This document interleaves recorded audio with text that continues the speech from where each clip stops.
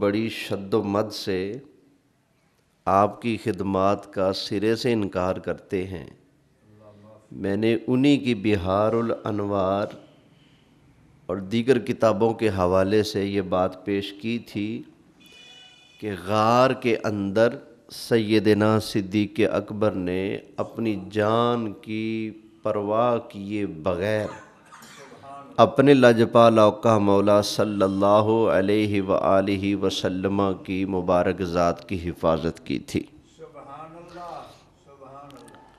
بلکہ میرے آقا علیہ السلام تو خود حضرت ابو بکر صدیق کی اس نیکی کو یاد کیا کرتے تھے۔ وہ کیسے؟ ایک حدیث ہے، ایک دن مومنوں کی ماں حضرت عائشہ صدیقہ رضی اللہ تعالی عنہا نے نبی کریم علیہ السلام کی بارگاہ میں عرض کیا، آقا یہ جتنے آسمان پر تارے چمک رہے ہیں ان تاروں کے برابر آپ کے کسی امتی کی نیکیاں ہیں؟ تو نبی کریم علیہ السلام نے ارشاد فرمایا، اے عائشہ ہاں۔ آقا کس کی؟ فرمایا وہ عمر ہے۔ وہ کون ہے؟ حضرت عمر۔ فرمایا وہ عمر ہیں جن کی نیکیاں ان تاروں کے برابر ہیں۔ سبحان اللہ۔ معلوم ہوا نبی کریم علیہ السلام کو تاروں کی گنتی بھی معلوم ہے، امتیوں کے نیکیوں کی تعداد بھی سرکار کو پتہ ہے۔ کس کی کتنی نیکیاں ہیں سرکار کو پتہ ہے۔ اماں جی حضرت عائشہ صدیقہ نے فوراً سرکار کی بارگاہ میں عرض کیا، جب حضرت عمر کا نام سنا نا تو کہتی ہیں، این حسنات ابی یا رسول اللہ، آقا میرے ابا جان صدیق اکبر کی نیکیاں کہاں گئیں؟ انہوں نے یہ سوچا تھا کہ سرکار نام لیں گے صدیق اکبر کا، میرے ابا جی کا، کیونکہ وہ نیکیاں بہت کرتے ہیں، وہ سابق الخیرات ہیں، خیر کے کاموں کے اندر سبقت کرنے والے ہیں، پہل کرنے والے ہیں، تو سرکار نام لیں گے ان کا کہ ان کی نیکیاں تاروں کے برابر ہیں۔ لیکن سرکار صلی اللہ علیہ وسلم نے کس کا نام لیا؟ حضرت عمر کا۔ تو فوراً پوچھا، این حسنات ابی یا رسول اللہ، آقا میرے ابا جان کی نیکیاں کہاں گئیں؟ آئے ہائے ہائے۔ نبی کریم علیہ السلام نے ارشاد فرمایا، اے عائشہ عمر کی ساری زندگی کی نیکیاں ایک طرف، تمہارے ابا جان ابو بکر صدیق کی غار والی نیکی ایک طرف ہو، پلہ پھر بھی صدیق کا بھاری رہے گا۔ فرمایا پلہ پھر بھی صدیق اکبر کا بھاری رہے گا۔ تو پتہ چلا غار کے اندر حضرت ابو بکر صدیق نے میرے لاجپال آقا کی وہ خدمت کی ہے کہ حضرت عمر جیسے بندے کی ساری زندگی کی نیکیاں ایک طرف ہو تو صدیق اکبر کی اس غار والی نیکی کا مقابلہ نہیں ہو سکتا۔ تو اندازہ کریں انہوں نے پھر سرکار سے کیسی وفائیں کی ہیں، کیسی محبتیں کی ہیں۔ اللہ تعالیٰ ان کا روحانی فیض ہمیں بھی نصیب فرمائے ہیں۔ پھر سرکار نے صلہ بھی تو دیا ہے نا، صلہ بھی تو دیا ہے نا۔ کیا صلہ دیا؟ سبحان اللہ۔ گویا یوں کہہ لے، سرکار نے فرمایا ہوگا، ابو بکر تم نے ہمارے لیے غار کو صاف ستھرا کیا، ہمارے لیے غار کے اندر انتظام کیا، ہم مزار کے اندر تمہارے لیے انتظام کریں گے۔ ابو بکر غار کے اندر میری خاطر تم پہلے گئے ہو، مزار کے اندر میں تمہاری خاطر پہلے جاؤں گا۔ غار کے اندر تم نے مجھے اپنی گود میں سر رکھ کر سلایا ہے، تو مزار کے اندر میں مصطفیٰ تمہیں اپنے سینے سے لگا کر سلاؤں گا۔ تو حضرت ابو بکر صدیق رضی اللہ تعالیٰ عنہ کی شان اور عظمت میرے آقا علیہ السلام نے کئی احادیث میں خود بیان فرمائی ہے۔ یہ میرے ہاتھ میں ہے صحیح بخاری شریف، اس کے اندر سے میں چند احادیث طیبہ آپ حضرات کے سامنے پڑھتا ہوں اور اندازہ ہو جائے گا کہ صدیق اکبر کا حضور کی بارگاہ میں کیا مقام ہے۔ کیا شان ہے۔ امام بخاری نے باب قائم کیا ہے، کتاب ہے فضائل کی، اس کے اندر باب ہے فضائل ابو بکر صدیق رضی اللہ تعالی عنہ کا۔ پہلی روایت لے کر آئے ہیں نبی کریم علیہ السلام کے صحابی حضرت عبداللہ بن عمر رضی اللہ تعالی عنہ کا فرمان۔ یہ ذرا سنیے گا پہلے۔ عن ابن عمر رضی اللہ تعالی عنہما، حضرت عبداللہ بن عمر سے روایت ہے، قال كنا نخیر بین الناس فی زمان النبی صلی اللہ علیہ وسلم فنخیر ابا بکر ثم عمر۔ کہتے ہیں کہ ہم نبی کریم صلی اللہ علیہ وآلہ وسلم کے زمانہ طیبہ میں جب حضور اس دنیا کے اندر حیات تھے، اس وقت ہم یہ گمان، عقیدہ، نظریہ، سوچ رکھتے تھے، ہم یہ کہا کرتے تھے کیا کننا نخیر بین الناس فی زمان النبی صلی اللہ علیہ وسلم فنخیر ابا بکر ثم عمر بن الخطاب ثم عثمان بن عفان رضی اللہ تعالی عنہم اجمعین۔ ہم رسول اللہ کے زمانے میں یہ کہا کرتے تھے کہ نبی پاک کے بعد ان لوگوں میں سب سے افضل حضرت ابو بکر صدیق ہیں، پھر عمر فاروق ہیں، پھر عثمان غنی ہیں۔ یہ صحیح بخاری شریف سے پڑھ رہا ہوں۔ یہ کون فرما رہے ہیں؟ حضرت عبداللہ بن عمر رضی اللہ تعالی عنہ۔ اب آگے یہ حدیث نمبر 3655 میں نے پیش کی ہے۔ اب بخاری شریف کی حدیث نمبر 3656 پڑھنے لگا ہوں۔ حضرت عبداللہ بن عباس حضور کے اہل بیت، کون ہیں؟ سرکار کے اہل بیت۔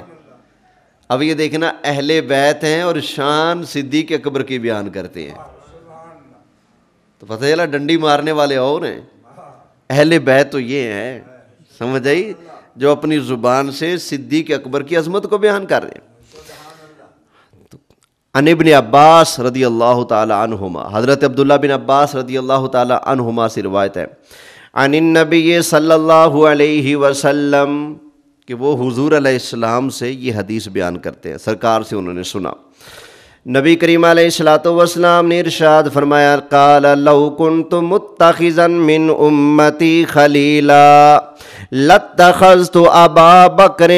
نبی کریم علیہ السلام نے ارشاد فرمایا، اگر میں اپنی امت میں سے کسی کو اپنا خلیل بناتا تو ابو بکر صدیق کو بناتا، ولیکن اخی و صاحبی،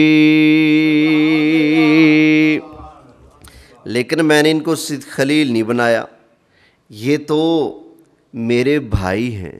آیا صدیق اکبر کیا ہیں؟ فرمایا میرے، اگر اپنی امت میں سے اگر میں کسی کو خلیل بناتا تو صدیق اکبر کو بناتا، ولیکن اخی و صاحبی، لیکن ابو بکر تو میرا بھائی ہے، میرا دوست ہے، میرا ساتھی ہے، میرا غلام ہے، میرا صحابی ہے۔ آگے ارشاد، ایک اور حدیث اگلی 3657 حدیث نمبر بخاری شریف کی۔ یہ حدیث بیان کی ہے حضرت وہیب نے، انہوں نے حضرت ایوب سے، وہ کہتے ہیں کہ اللہ کے محبوب علیہ السلام نے ارشاد فرمایا، لو کنت متخذا خلیلا لاتخذته خلیلا ولیکن اخوۃ الاسلام افضل۔ نبی کریم علیہ السلام نے فرمایا کہ اگر میں امت میں کسی کو خلیل بناتا تو صدیق کو بناتا، لیکن میں نے ان کو خلیل نہیں بنایا، میں نے ان کو کیا بنایا ہے؟ اپنا بھائی بنایا۔ آگے فرمایا ولیکن اخوۃ الاسلام افضل، فرمایا اسلام کے اعتبار سے ہمارا بھائی بھائی ہونا خلیل ہونے سے بھی زیادہ شان والا ہے۔ میرا ابو بکر کو اپنا بھائی بنا لینا یہ خلیل بنا لینے سے کیا ہے؟ زیادہ بہتر ہے، زیادہ افضل ہے۔ سبحان اللہ۔ ایک اور حدیث پاک سنیے، حضرت محمد بن جبیر وہ اپنے والد سے روایت کرتے ہیں کہتے کہ نبی کریم علیہ السلام جب تشریف فرما تھے، آقا علیہ السلام جلوہ فرما تھے، تو حضور علیہ السلام کی بارگاہ میں ایک خاتون آ گئی، کسی کام سے آئی، تو فَأَمَرَهَا أَن تَرْجِعَ إِلَيْهِ، تو آقا علیہ السلام نے فرمایا خاتون ایسا کرو آج واپس چلی جاؤ، بعد میں آ جانا۔ قال ارأیت ان جئت ولم اجدک کأنہا تقول الموت، وہ عورت کہنے لگی آقا میں کل آؤں اور آپ نہ ہوں پھر؟ راوی کہتے ہیں ہمیں یہ لگتا ہے کہ وہ کہنا یہ چاہتی تھی کہ کل میں آؤں اور آپ اللہ کو پیارے ہو جائیں، آپ کی وفات شریف ہو جائے تو پھر میں کیا کروں گی، اس لیے میں آج آپ کے پاس آئی ہوں، تو جس کام سے آئی ہوں وہ کام آج مکمل فرما دیں۔ فرمایا نہیں بعد میں آنا۔ اس نے کہا آقا بعد میں آؤں میں اور آپ نہ ہوں پھر؟ تو نبی کریم علیہ السلام نے ارشاد فرمایا، آیا ہے قال علیہ السلام، اللہ کے محبوب علیہ السلام نے فرمایا اِلَّمْ تَجِدِینِی فَأْتِ ابا بکرن، فرمایا او مائی فکر نہ کر، گھبرا نہ، تو پھر آ جانا، اگر میں مصطفیٰ نہ ملوں تجھے تو پھر ابو بکر کے پاس آ جانا۔ پھر کس کے پاس آ جانا؟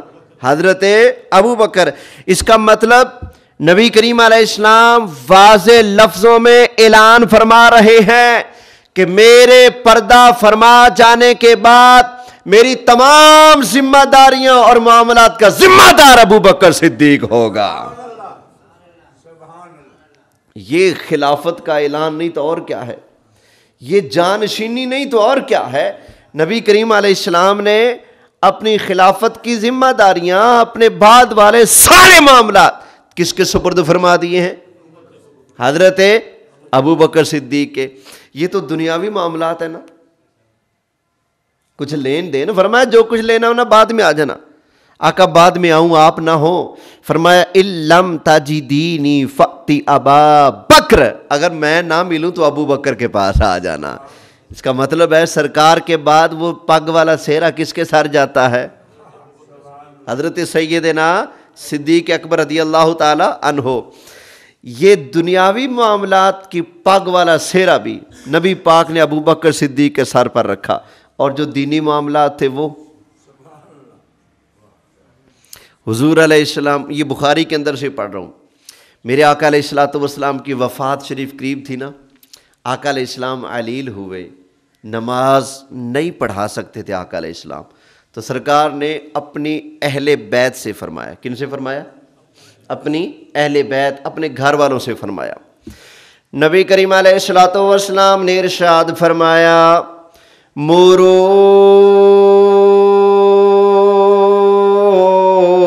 ابا بکر فلیصلی بالناس،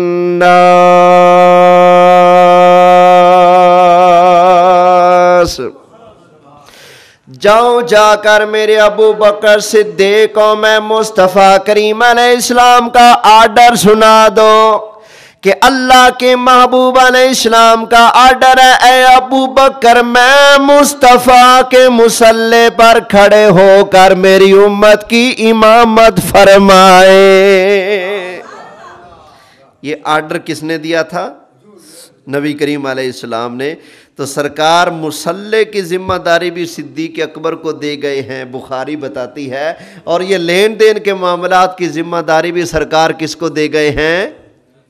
بولے حضرت سیدنا ابو بکر صدیق رضی اللہ تعالی عنہ۔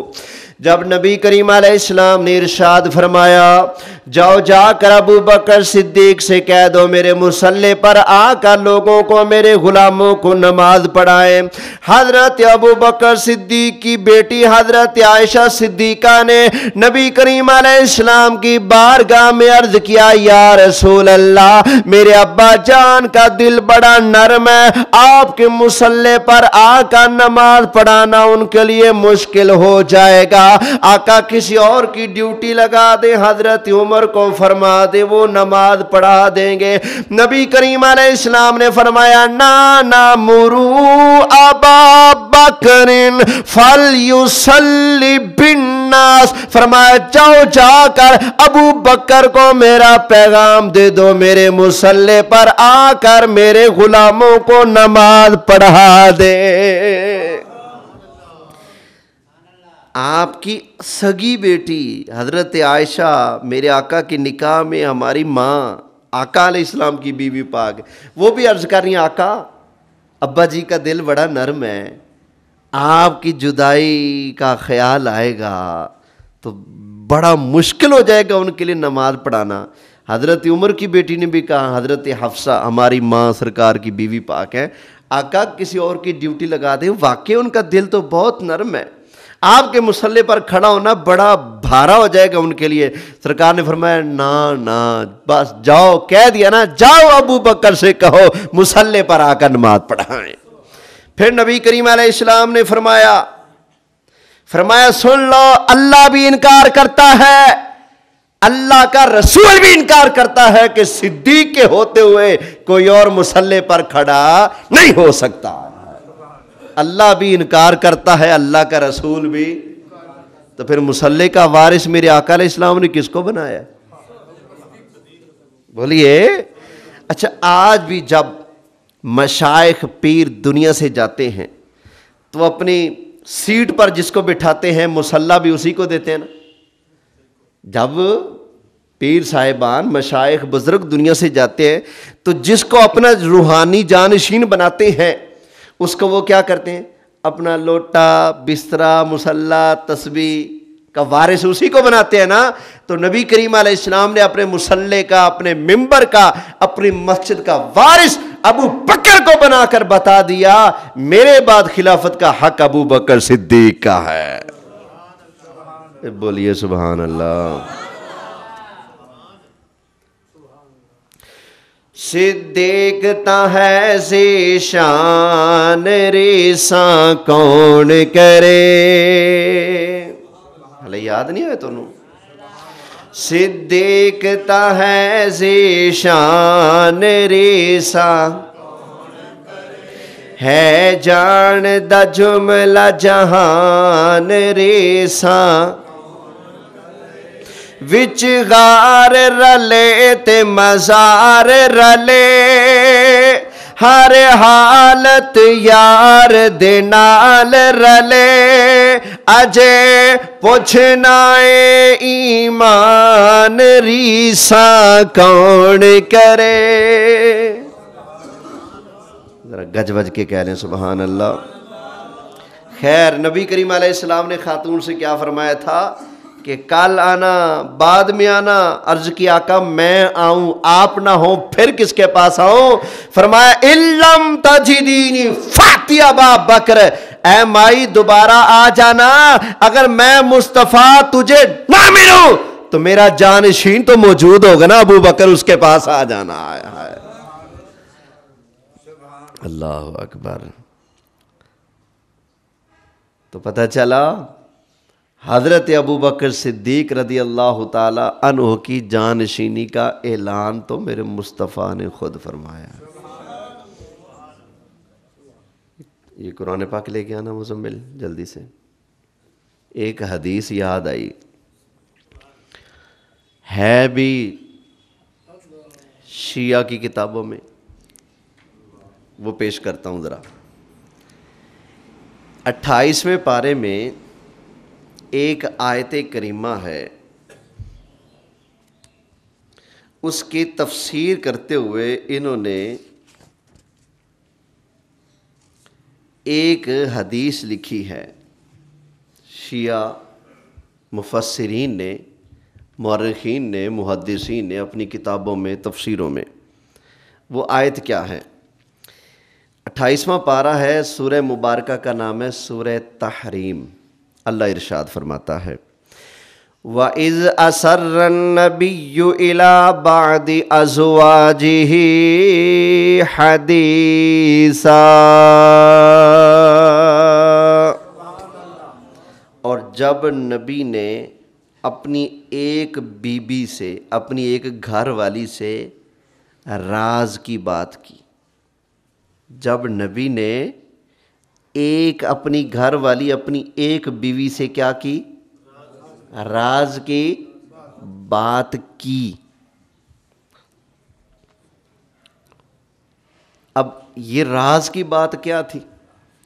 ہم سنی تو بیان کرتے رہتے ہیں لیکن کچھ لوگ نہیں مانتے۔ اب حیات القلوب گھر پڑی ہوئی ہے کتاب، بس رکھ دیں۔ یہ آیت نوٹ کر لیں، سورہ تحریم کی آیت ہے، 28واں پارہ ہے، 28ویں پارے کی سب سے آخری صورت ہے یہ سورہ تحریم، پہلے رکوع کے اندر ہی۔ تو وَإِذْ أَسَرَّ النَّبِيُّ إِلَىٰ بَعْضِ أَزْوَاجِهِ حَدِيثًا، یہ آیت کریمہ لکھ کر کہ نبی پاک نے اپنی گھر والی سے راز کی بات کی۔ اب شیعہ مفسر لکھتا ہے وہ راز کی بات کیا ہے؟ اب یہ سرکار کی گھر والی کون تھی؟ حضرت عائشہ صدیقہ تھی۔ نبی پاک کی وفات قریب ہوئی نا، تو سرکار نے ان کو بلایا، عائشہ ادھر آؤ، آ گئی۔ سرکار نے کچھ فرمایا تو پریشان ہوئی، پھر سرکار نے فرمایا ادھر آؤ، پھر کچھ فرمایا تو اب تھوڑا اطمینان ہوا۔ بعد میں حضرت حفصہ نے پوچھا، اے عائشہ بتاؤ تو اسی سرکار نے فرمایا کیا ہے؟ تو انہوں نے کہا نہیں، یہ میرا اور نبی پاک علیہ السلام کا راز ہے، میں تمہیں نہیں بتاؤں گی۔ حضرت عائشہ نے حضرت حفصہ کو نہیں بتایا، منع کر دیا، نہیں یہ میری اور نبی پاک کی بات ہے، میں آپ کو بتاؤں گی۔ اور قرآن نے بھی اس کو راز کہا نا، وَإِذْ أَسَرَّ النَّبِيُّ إِلَىٰ بَعْضِ أَزْوَاجِهِ حَدِيثًا، جب نبی نے اپنی بیوی سے راز کی بات کی، کہا راز ہے مصطفیٰ کا، میں نہیں بتاؤں گی۔ تھوڑے دن کے بعد اللہ کے محبوب علیہ السلام کی وفات شریف ہوگی۔ وفات شریف جب ہو گئی تو اب حضرت حفصہ نے حضرت عائشہ صدیقہ سے دوبارہ پوچھا کہ اب تو بتائیں نا وہ راز کی بات کیا تھی؟ آپ نے کہا تھا کہ ابھی سرکار کے ہوتے ہوئے نہیں بتا سکتی، اب سرکار وفات فرما گئے ہیں تو چلو میں نہ محروم رہ جاؤں، بتاؤ وہ راز کی بات کیا؟ کہا ہاں اب وقت آ گیا، میں تمہیں بتاتی ہوں۔ کہا کہ پہلی بات یہ تھی کہ اللہ کے محبوب علیہ السلام نے ارشاد فرمایا تھا کہ اے عائشہ، میں اسی مرض کے اندر جو اب میں علیل ہوا ہوں نا، میری طبیعت بیمار ہوئی ہے، اسی مرض اور اسی دورانیے کے اندر میں اللہ کے ہاں چلا جاؤں گا۔ پہلے نمبر پر سرکار نے یہ فرمایا تھا مجھے۔ آج مولوی تقریریں کرتے ہیں کہ کس نے کب فوت ہونا ہے، کہاں فوت ہونا ہے، نبی پاک کو تو پتہ ہی نہیں، اپنا ہی نہیں پتہ، ٹوٹ پہنے ہوئے یہ کیا ہے، یہ کیا ہے؟ سرکار خود فرما رہے ہیں، فرمایا اے عائشہ میں نے اسی مرض میں وفات پا جانے، پہلی یہ بات تھی۔ دوسری بات، اللہ کے محبوب علیہ السلام نے فرمایا تھا اے عائشہ میری وفات کے بعد میرے والے منصب خلافت پر سب سے پہلے تمہارے ابا جان ابو بکر صدیق بیٹھیں گے، میری نیابت، میری خلافت کا سہرا سب سے پہلے تمہارے ابا جان کے سر جائے گا، تمہارے ابا جان ابو بکر صدیق میں مصطفیٰ کے سب سے پہلے خلیفہ قرار پائیں گے۔ سرکار نے یہ فرمایا تھا۔ پھر فرمایا تھا اے عائشہ ان کے بعد دوسرے خلیفہ حفصہ کے ابا جان عمر فاروق ہوں گے۔ اچھا آگے یہاں پر شیعہ محدث نے یہ روایت جب نقل کی نا تو ساتھ پتہ ہے کہ اپنی پچر لگائی، کیونکہ یہ روایت اگر وہ صحیح طریقے سے مان لیں تو ان کی اذانیں جھوٹی ہوتی ہیں، کیونکہ انہوں نے تو اپنی بانگ کے اندر ٹھوک رکھا ہے نا، علی ولی اللہ وصی رسول اللہ و خلیفتہ بلا، بغیر کسی فاصلے کے ڈائریکٹ پہلے خلیفہ حضرت علی، یہ بات جھوٹی ہوتی ہے اگر یہ اس حدیث کو صحیح مان لیتے۔ تو انہوں نے حدیث تو نقل کی لیکن ساتھ اپنا جو چورن تھا وہ بھی لگا دیا۔ انہوں نے اس حدیث کے اندر یہ الفاظ اپنی طرف سے ڈال دیے، کیا؟ نبی پاک نے فرمایا اے عائشہ میں اسی مرض میں وفات پا جاؤں گا اور میرے فوت ہو جانے کے بعد تمہارے ابا جان صدیق اکبر زبردستی خلافت کے اوپر قبضہ کر لیں گے. اب یہ زبردستی والا ہے، الفاظ انہوں نے اپنی طرف سے حدیث کے اندر ڈال دیے تاکہ ان کا جو عقیدہ ہے ایک جھوٹا کھڑا کیا ہوا وہ قائم رہ سکے. اور قربان جائیں ان کے اس عقیدے کو تو مولا علی نے بھی ٹھڈا مار کے پرے پھینک دیا ہے. سنا دوں مولا علی کا فرمان اونچی آواز سے.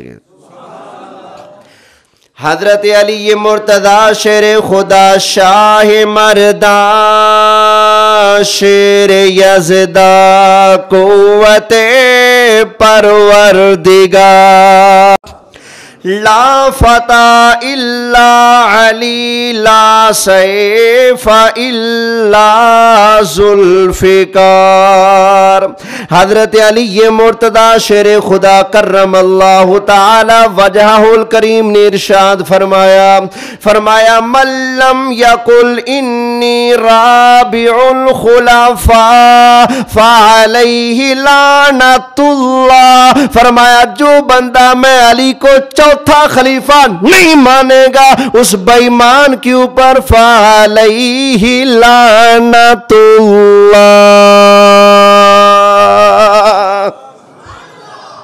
اس پر اللہ کی. حضرت علی نے کس پر لعنت کی ہے؟ جو حضرت علی کو چوتھا نہیں مانتا اس پر مولا علی کیا فرماتے ہیں؟ اللہ کی. ادھر جا کے پوچھو کون سا نمبر ہے، وہ کہیں گے خلیفہ تو ہو بلا فصل.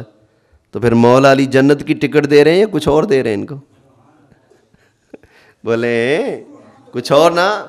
اگر جنت کی ٹکٹ مولا علی کے ہاتھ سے لینی ہے تو یہی کہنا پڑے گا صدیق دا پہلا نمبر، عمر دا دوجا نمبر، عثمان دا تیجا نمبر، پیر علی کا نعرہ خلافت. بولے نعرہ خلافت، نعرہ خلافت، نعرہ خلافت، نعرہ حیدری. اب سنیے گا سرکار صدیق اکبر کی شان و عظمت. ہائے نبی کریم علیہ السلام کے پیارے صحابی جن کا نام ہے حضرت ابو درداء رضی اللہ تعالی عنہ، بخاری شریف کے اندر سے حدیث نمبر 3661 پڑھ کر سنانے لگا ہوں. حضرت ابو درداء رضی اللہ تعالیٰ عنہ نے ارشاد فرمایا قال كنت جالسا عند النبی صلی اللہ علیہ وسلم. فرماتے ہیں ہم نبی کریم علیہ السلام کی بارگاہ میں حاضر تھے. اذ اقبل ابو بکر آخذا بطرف ثوبه حتى ابدا ان رکبته. حضرت ابو بکر صدیق نبی کریم علیہ السلام کی بارگاہ میں اپنے کپڑے پکڑ کر یوں تشریف لائے حاضر ہوئے. نبی کریم علیہ السلام کی بارگاہ میں ابو بکر صدیق آئے، اپنے کپڑوں کو پکڑا ہوا ہے. حضرت ابو بکر کا کپڑا اوپر ہو گیا، گھٹنا نظر آ رہا تھا. نبی کریم علیہ السلام نے ارشاد فرمایا اوے میرے صحابہ وہ دیکھو تمہارا دوست ابو بکر کسی کے ساتھ جھگڑا کر کے آ رہا ہے. فرمایا وہ دیکھو تمہارا دوست آ رہا ہے. کون؟ تمہارا دوست. فرمایا اما صاحبکم فقد غامرا، وہ تمہارا سجن آ رہا ہے، تمہارا پیارا آ رہا ہے. غامرا وہ کسی کے ساتھ جھگڑ کے آ رہا ہے. دیکھو نا فسلم. حضرت ابو بکر صدیق نے آ کر نبی کریم علیہ السلام کو سلام کیا. اللہ کے محبوب علیہ السلام نے حضرت ابو بکر صدیق کے سلام کا جواب ارشاد فرمایا وقال یا رسول اللہ. کیا کہا؟ وقال. یہ صحیح بخاری کے اندر جگہ جگہ موجود ہے. صحابہ یہی پکارا کرتے تھے وقال یا رسول اللہ. حضرت ابو بکر صدیق نے کہا اے اللہ کے پیارے رسول انہو کان بینی و بین ابن الخطاب شیء فاسرعت الیہ ثم ندمت، یا رسول اللہ میرا اور عمر فاروق رضی اللہ تعالی عنہ کا جھگڑا ہو گیا، آقا میں نے جلدی کے اندر عمر فاروق کے اوپر زیادتی کر دی، ثم ندمت، آقا پھر میں شرمسار ہوا، میں نے ندامت اختیار کی، فَسَأَلْتُهُ أَن يَغْفِرَ لِي فَأَبَى عَلَيَّ، آقا میں نے عمر فاروق سے معافی مانگی ہے، عمر مجھے معاف کر دو، لیکن آقا مجھے عمر فاروق نے معاف نہیں کیا۔ فَأَقْبَلْتُ إِلَيْكَ، آقا میں یہ کیس آپ کے پاس لے کر آ گیا ہوں، اللہ اکبر، آپ کے پاس آ گیا ہوں۔ فقال، نبی کریم علیہ السلام نے ارشاد فرمایا یغفر اللہ لک یا ابا بکر ثلاثا، نبی کریم علیہ السلام نے 3 مرتبہ ارشاد فرمایا اے ابو بکر جا اللہ تجھے معاف فرمائے۔ جس کی بخشش میرے آقا علیہ السلام رب سے مانگ رہے ہیں، اس صدیق کے جنتی ہونے میں ابھی بھی شک ہے، ابھی بھی شک ہے۔ اب بتاؤ، کچھ لوگ آج ڈرامے کرتے ہیں نہیں حضرت ابو بکر صدیق تو مشرک تھے، لاکھ لعنت اس جھوٹ کے اوپر۔ بھائی مشرک کے لیے دعا کرنا جائز ہے؟ بولے نہیں، جائز نہیں، قرآن کا فیصلہ ہے۔ اللہ تعالیٰ نے ارشاد فرمایا ما کان للنبی والذین آمنوا ان یستغفروا للمشرکین ولو کانوا اولی قربا، نہ نبی کے لیے جائز ہے نہ کسی عام مومن کے لیے جائز ہے کہ وہ کسی مشرک کے لیے بخشش کی دعا مانگے، ولو کانو اولی قربا، اگرچہ وہ ان کا قریبی رشتہ دار ہی کیوں نہ ہو۔ مشرک اگرچہ رشتہ دار ہو، اگرچہ سگا باپ ہو، مشرک بے ایمان، اس کے لیے بخشش کی دعا مانگنا جائز نہیں۔ یہ بخشش کی دعا مانگنا اس بات کی دلیل ہے لوگوں کی باتیں جھوٹی ہیں، مصطفیٰ کا فرمان سچا ہے۔ بولیے سبحان اللہ۔ سرکار نے کیا فرمایا یغفر اللہ لک یا ابا بکر، اے ابو بکر اللہ تجھے معاف فرمائے، ثلاثاً، نبی کریم علیہ السلام نے 3 مرتبہ حضرت ابو بکر صدیق کو یہ دعا دی، ثم ان عمر ندم، پھر حضرت عمر رضی اللہ تعالی عنہ کے دل کے اندر ندامت پیدا ہوئی۔ حضرت ابو بکر تو آ گئے نا سرکار کے پاس، آ گئے، حضرت عمر کے دل میں بھی آ گیا کہ ہائے معافی مانگی تھی صدیق نے تو میں معاف کر دیتا تو اچھا نہیں تھا، جھگڑا ختم ہو جاتا۔ تو کیا ہوا، دل کے اندر ندامت آئی، بھائی یار تو نے معاف کیوں نہیں کیا، کیوں نہیں معاف کیا؟ چلو پھر ان کے دروازے پہ چلتے ہیں، معاف کرنے جا رہے ہیں۔ ہاں اپنے بوے تے کوئی آوے تو پھر بھی آپ نک چڑھا لیے، حضرت عمر معاف کرنے ٹر پہ۔ فَأَتَى مَنْزِلَ أَبِي بَكْرٍ، آگے حضرت ابو بکر صدیق کے دروازے پر، فَسَأَلَ أَسَمَّ ابو بکرٍ، ابو بکر گھر ہیں؟ فَقَالُوا لَا، نہیں گھر نہیں ہے۔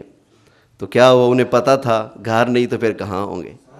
آئے ہائے ہائے، لا فَأَتَى إِلَى النَّبِيِّ صلی اللہ علیہ وسلم، حضرت عمر بھی آ گیا سرکار کے پاس، آئے ہائے، آ کر سلام کیا، آقا السلام علیکم ورحمۃ اللہ۔ نبی کریم علیہ السلام نے جواب دیا، فَجَعَلَ وَجْهُ النَّبِيُّ صلی اللہ علیہ وسلم يَتَمَعَّرُ حَتَّى أَشْفَقَ أَبُو بَكْرٍ فَجَثَى عَلَى رُكْبَتَيْهِ فَقَالَ يَا رَسُولَ اللَّهِ وَاللَّهِ انا کنت ازلم مرتین، سرکار کے چہرہ مبارک نا جلال اور غصے کی وجہ سے بدلا ہوا ہے، جلال کے آثار سرکار کے چہرے پر ہے۔ قصور کس کا تھا؟ صدیق اکبر کا۔ سرکار جلال کس پر فرما رہے ہیں؟ حضرت عمر پر، جلال سے دیکھا ان کو۔ جب دیکھا نا سرکار نے جلال کے ساتھ، تو حضرت ابو بکر صدیق رہ نہ سکے.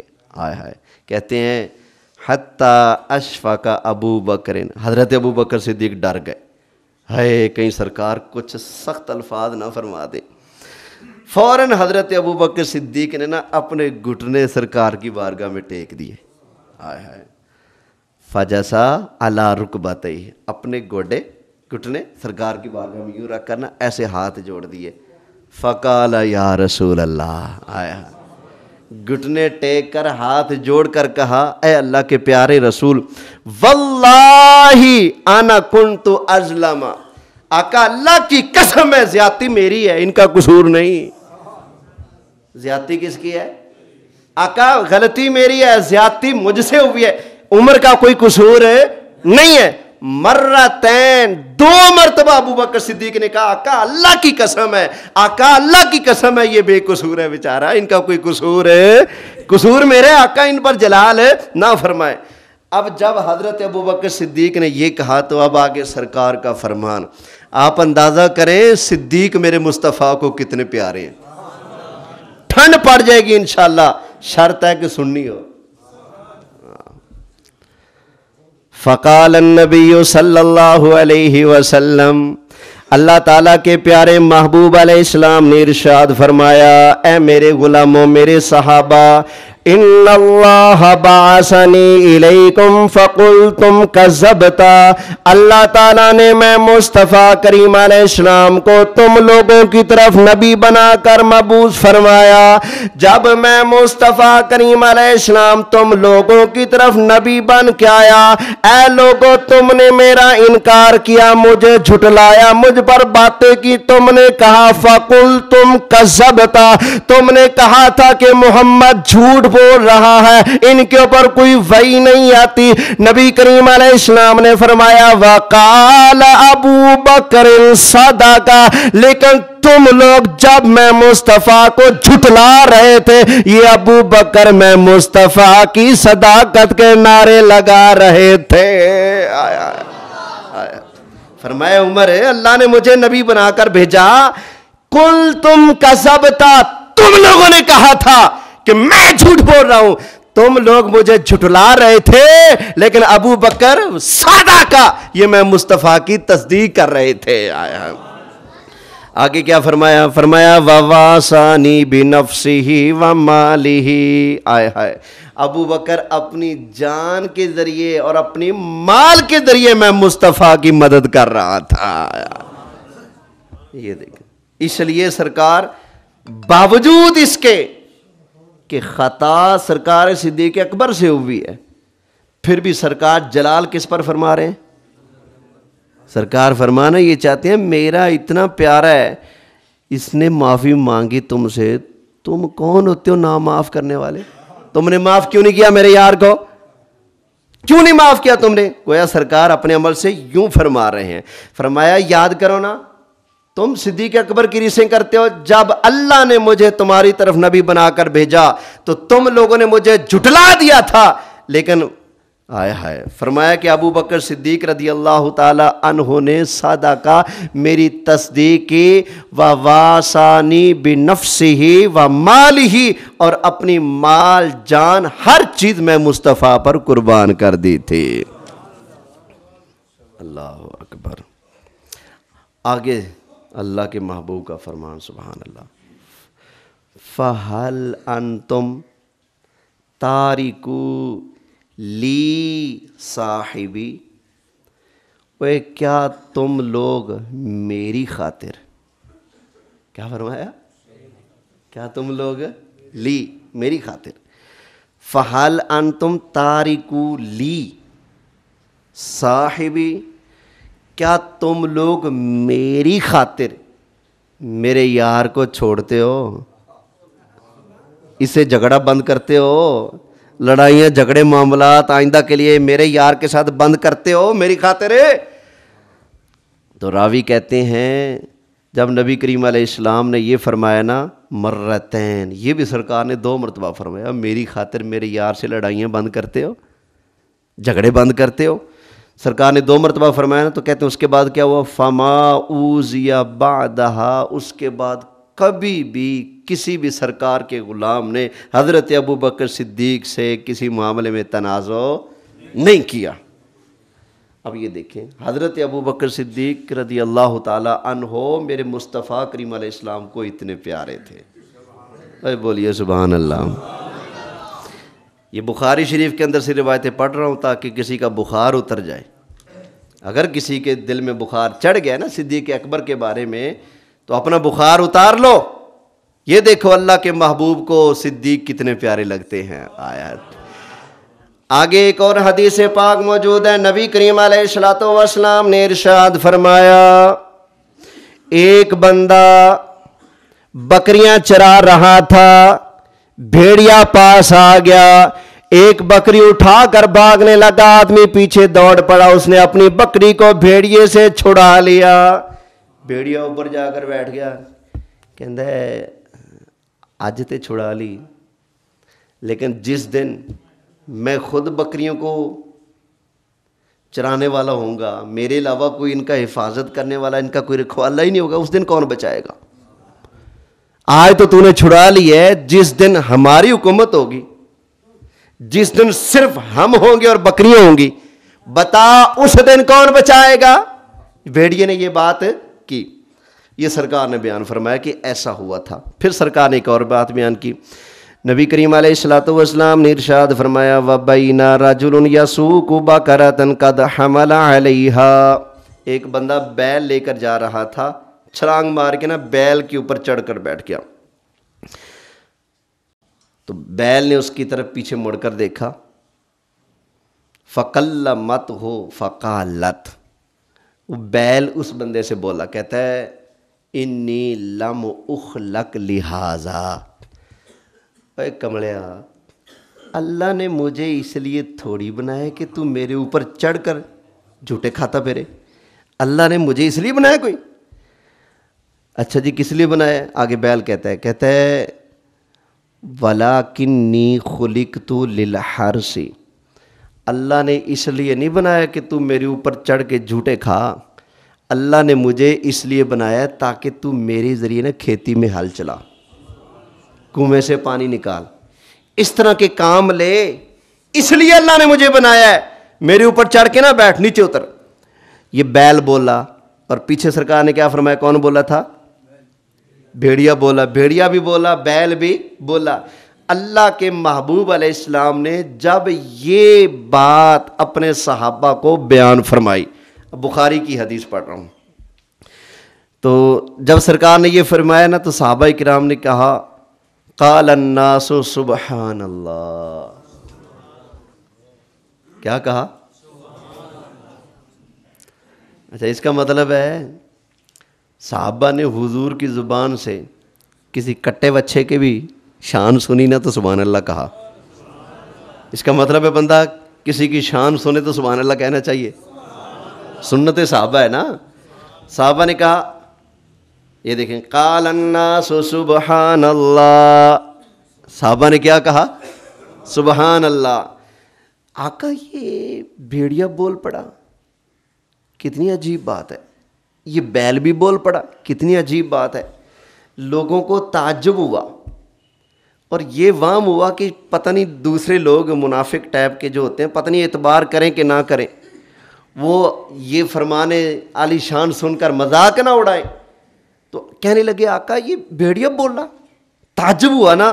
تو اللہ کے محبوب علیہ السلام نے ارشاد فرمایا میرے صحابہ، فَإِنِّي أُؤْمِنُ بِذَلِكَ وَأَبُو بَكْرٍ وَعُمَرُ، فرمایا ہاں بھیڑیا انسانوں کی بولی بولا، بیل بھی انسانوں کی بولی بولا، کوئی نہیں مانتا نہ مانے، میں مصطفیٰ بھی مانتا ہوں، ابو بکر بھی مانتا ہے، عمر بھی مانتا ہے۔ یہ بخاری ہے، فرمایا میں بھی مانتا ہوں اور ابو بکر اور عمر بھی مانتے ہیں۔ کیا مطلب؟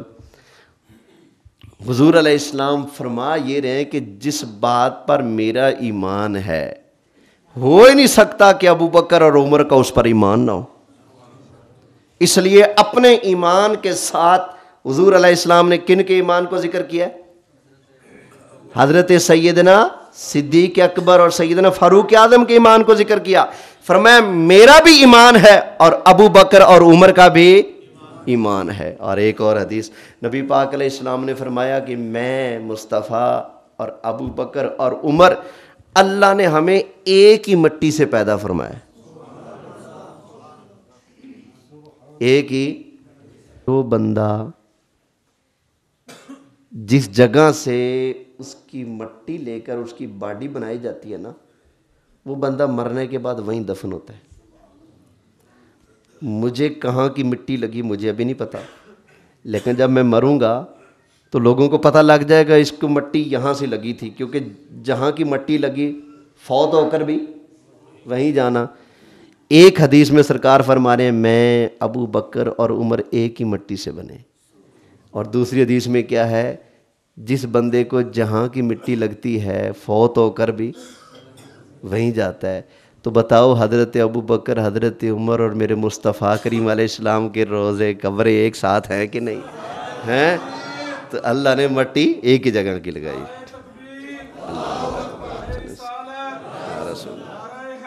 اللہ